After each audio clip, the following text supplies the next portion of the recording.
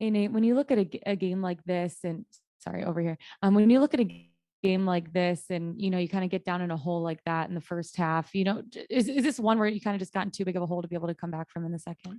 Well, you how did you get that hole? And it's just not playing harder, and it's not executing. And you dig a hole for yourself, But in when you get in a situation like that, you got to stay together. You got to stay together, and you got to work your way out of it, possession by possession. That's on the defensive end of the floor, as well as the offensive end of the floor. You got to get stops, and then offensively, you need to be organized and execute your offense. That team was really playing the same situation that we were playing in. A lot of guys out, and I thought they had a better flow, better rhythm. Um, they had the intensity. They brought the intensity for 48 minutes tonight and pretty much controlled the game from start to finish.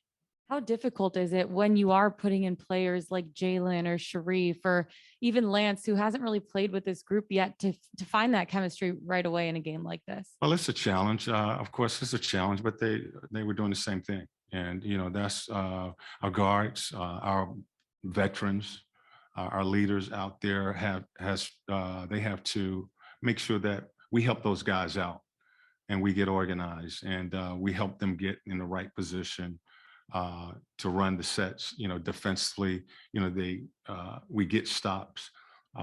You talk, you communicate, both on the floor and in the timeouts, and not allow teams to continue to score easily, rebound the ball, out hustle you, out scrap you. We have to step up and say something to each other, challenge each other in situations like that.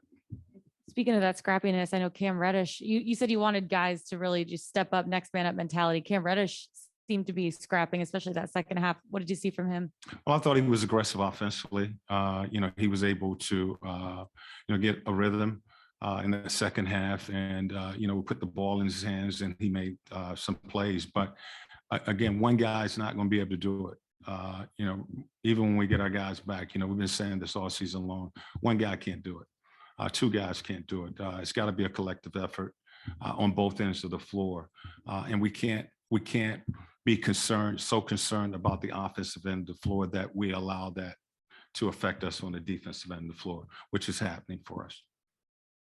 Is that mostly what you saw in the fourth quarter, Nate? It seemed like shots were really starting to fall for y'all in the fourth, but then giving up 34 points is kind of what did it.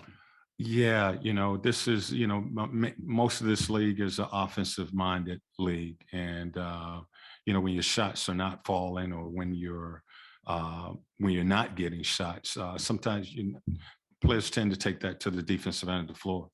And we have to forget about that and turn our attention to the next possession and defend. And we're not doing that. And, again, tonight we give up a big fourth quarter. Was it good to at least get Bogey a few minutes out there and get him back? Yeah, he was restricted to really 16 to 20 minutes. We went a little bit over that. That was a challenge to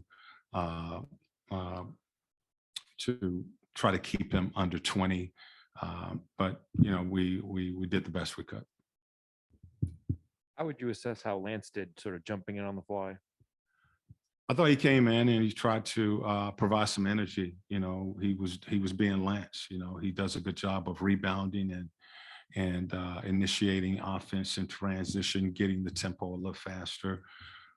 He was involved in some pick and rolls, made some plays, and we really just needed another playmaker tonight. So I thought for the first time playing with these guys, he just tried to provide energy.